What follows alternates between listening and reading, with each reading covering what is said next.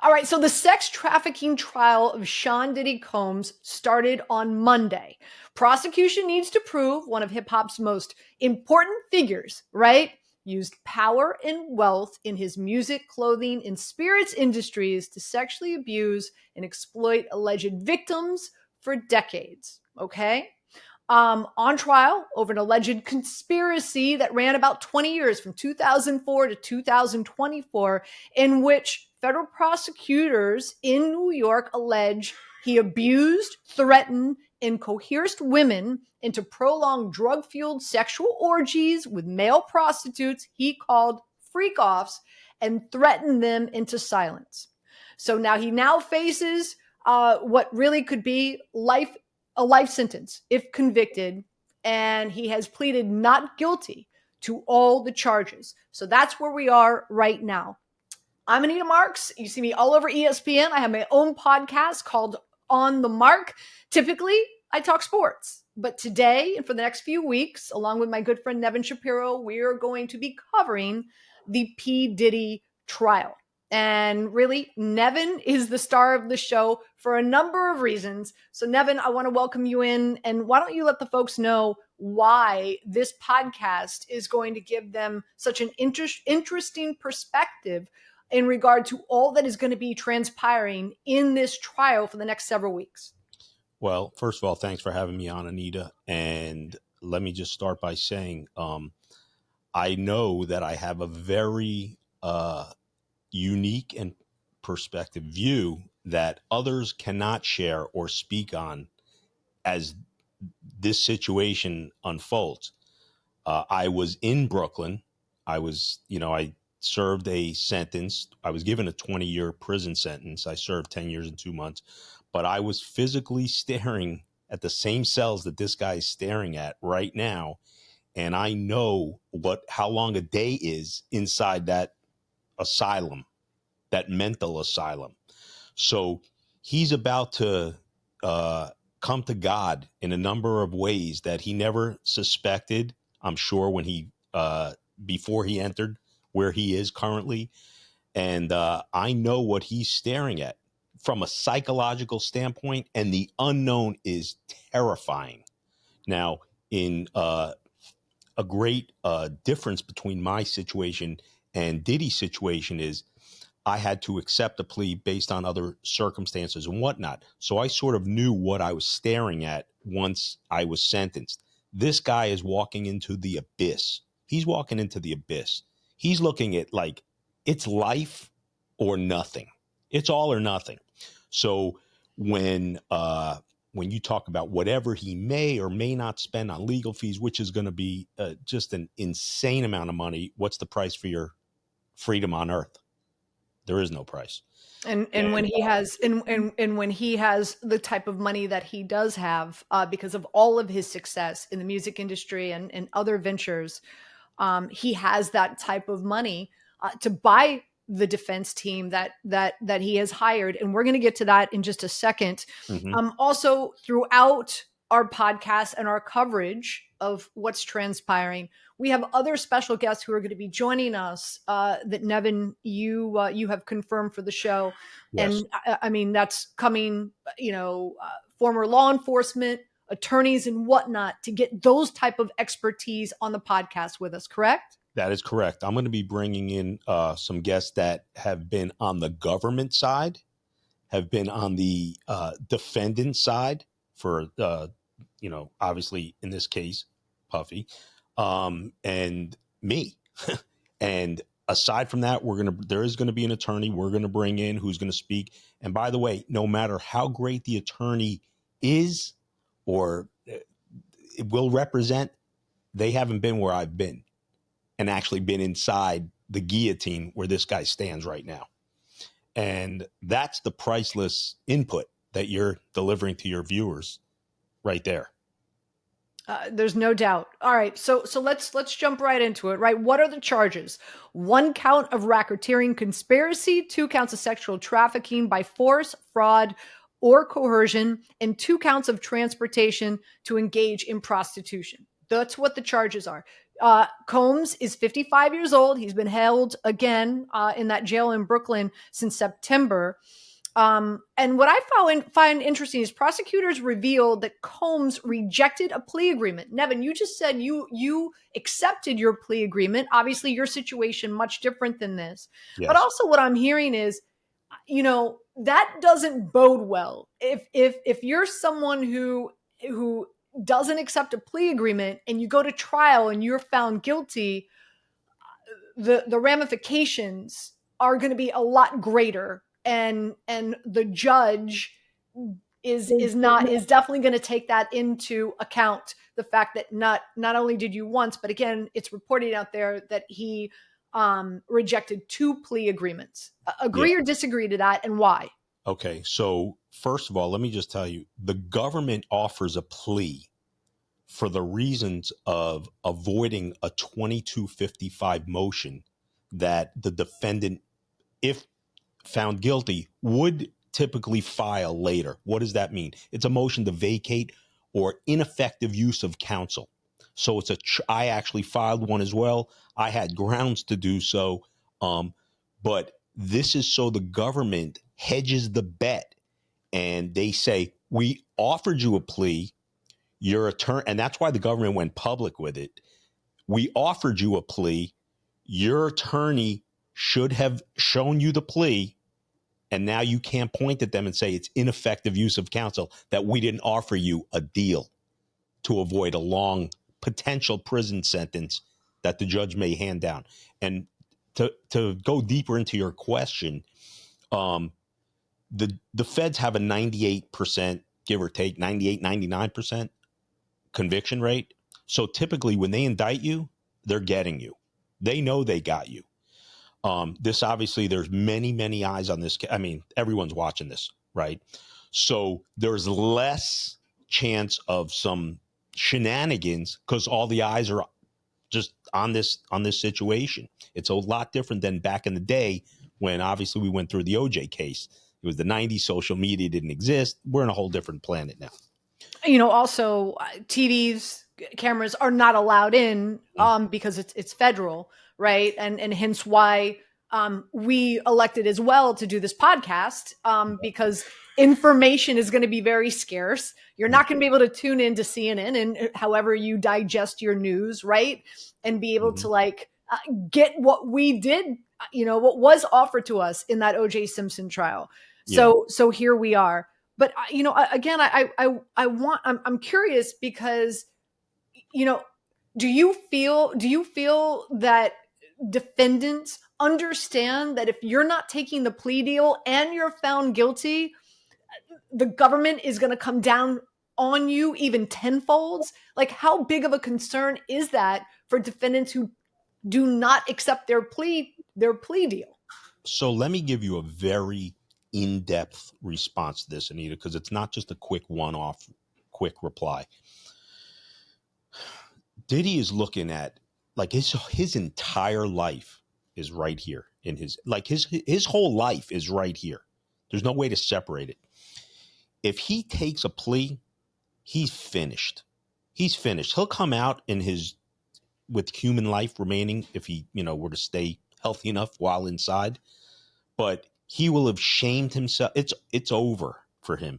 Life as he knows it is over. He's going to be in a place. Would he be okay inside prison? He'd be all right. He has enough money. He would survive. He'd be okay. He'd make it. Like, he's not going to get killed inside. However, if he doesn't take the plea, which he has passed on, and they find him guilty, it's lights out. The judge could say, you know what, you wait. And this is how the judges think.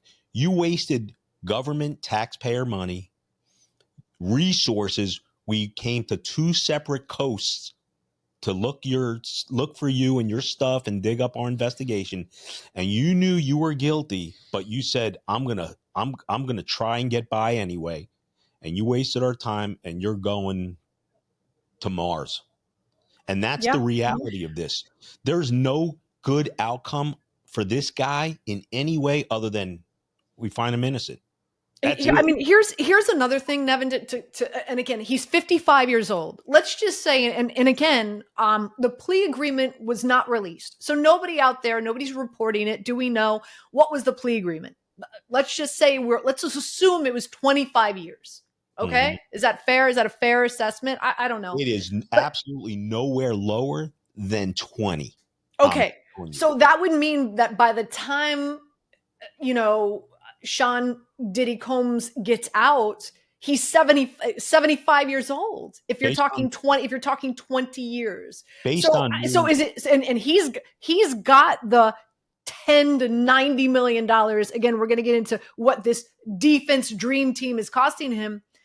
To him, it might be a shot because he's 55 years old, Nev, right? he's up again. Anita, this is as bad as listen. This is as bad as it gets. It doesn't get any worse than this. This is the ultimate roll of the dice. You got one roll, and I really believe it's a 50-50 shot. He's got an insane legal squad He that is does. fighting for him. But let's really not forget who their opponent is. They're equally insane. Well, let's dive into that. Again, you could argue that Diddy's got an even better dream team of defense attorneys than O.J. Simpson did. I would rattle off the names. I feel like I'm going to screw a lot of them up. So I'll stay off of that. Mhm. But you're talking 1, 2, 3, 4, 5, 6, 7. 1, 2, 3, 4, 5, 6, 7, like 8 And a and they part added of this another dream one. team. They added another Apparently it's costing him $1,800 an hour, and again, the cost when it's all said and done anywhere between 10 to 90 million dollars. Now the prosecution, now this is interesting, Nevin. The prosecution consists of 8 assistant US attorneys, and 7 of them are women. One is Maureen Ryan Comey, the daughter of former FBI director James Comey, just FYI. But 8 assistant US attorneys and 7 of them are women. What are your thoughts on that, Nevin? pretty simple math, Anita. You can't unsee what that video was. And that's where they're gunning, and they're going to appeal. Uh, they're going to appeal to the female jury. I'm sure that there's a real serious tussle going on in these first 2 days of jury deliberation. And, those numbers don't bode well for Puffy. And I'm not saying he's going to lose. I don't even have an opinion. I don't have an opinion as it relates to that, but I don't like that lineup from the government side. And trust me, it was thoroughly and carefully thought out who was going to prosecute this case. And so while they may not be a high priced dream team from a dollar standpoint, they are certainly a well respected and hardcore dream team coming from the other side. I promise you. The judge is a U.S. district judge, Subramanian. I'm probably butchering that name as well. From Columbia Law School graduate, former clerk for Supreme Court Justice Ruth Bader Ginsburg, by the way, and was appointed by federal judge President Joe Biden back in 2022. Just FYI. Yeah. You mentioned the jury selection. So now Mhm. you're talking about 150 potential jurors. Apparently, questions for each juror last anywhere between 20 to 30 minutes. At the end of the day, they need 12 jurors and 6 alternates to be chosen in order for them to get this party started. Apparently, jurors were asked if they or their family members or friends have been victims of sexual assault or domestic violence, whether or not their loved ones have been charged or accused of crimes, and also curious. The questions were, what's their music genre? What do they like? What do they like to listen to? And also, what their opinion is on hip hop and the rap music industry. Mhm. So, your thoughts on the line of questions that they're posing for the jurors? They're looking to make sure there's, no groupies involved. That would be, favorable to the defendant. Um, it this is a very delicate process. This is not a normal case. There have been other celebrities that have gone on trial over the past, but I can't imagine that there's one that's so electric as far as the names that are going to come off this pile. And that's the unknown, which is to me, and not only me, but I'm sure everybody out there, what names are going to fall out of this situation? We're just getting started. This is going to be like must see TV, to the point where that's why we're here talking about this. The jury process, I think, just there's something to pick at every single day. It's not. I don't think that's going to be the.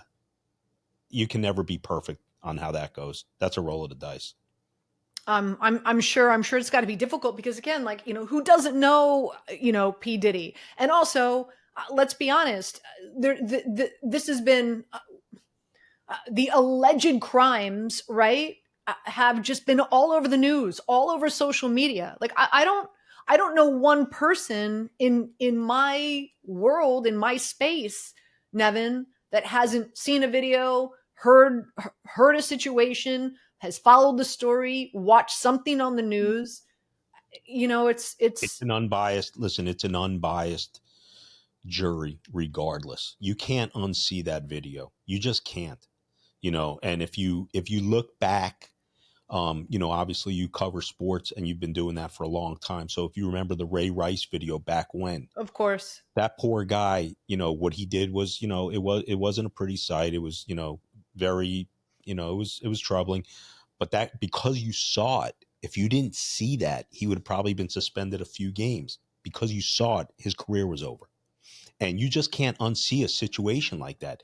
It's impossible to unsee. One point I'd like to make, Anita, which I think is really crucial. You didn't bring it up to me, but I just thought of this. So much was made about Puffy making his bail or not making his bail. Let me come out and tell you, as someone who made bail and then had the bail rescinded, the difference. If you fight for your freedom from the free world, you've got a much better chance to beat the government. If you're where this guy is right now, and I'm telling you, and there's nobody out there that can tell me what it's like, and you got a gun in your mouth. It's that bad. It's that bad. And I was in the specific place, 4 North in Brooklyn. That's where Epstein killed himself. Okay. It's bad. So a minute in there feels like an hour. An hour feels like a day. That's what this guy's dealing with, fighting his case from inside as opposed to fighting outside. That's a huge component that very few talk about, and I hear very little about in this whole, news cycle of Puffy's case. And keep in mind, he's been there since September. Those are some long, long days. So this guy's not even a year into this, and it feels like, just look at what he looks like based on the pictures they draw. He's completely gray. Well, apparently he's not allowed to have any dye. Also, I was reading that the judge has allowed him to have like 5 button-down shirts, 5 different pair of slacks, 5 blazers, 5 pairs of like 5, 5, 5. Like he's gonna have to like he's gonna have to wear the same suit.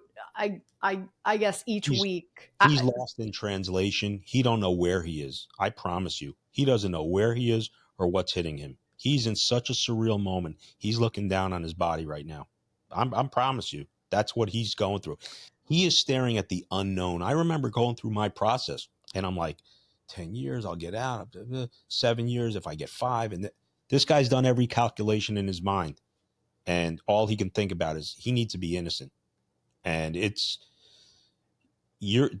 doesn't get any worse other than a terminal illness where you're going to die. That's about as close as he is. Well, the opening statements, again, are expected to begin on May 12th. The trial is expected to last about 8 weeks.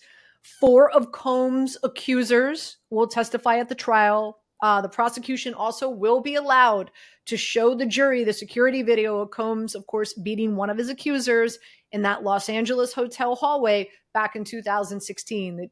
I know I've seen, I know you've seen, I know a lot of people have seen over and over and over again. Yeah. Again, this is On the Mark.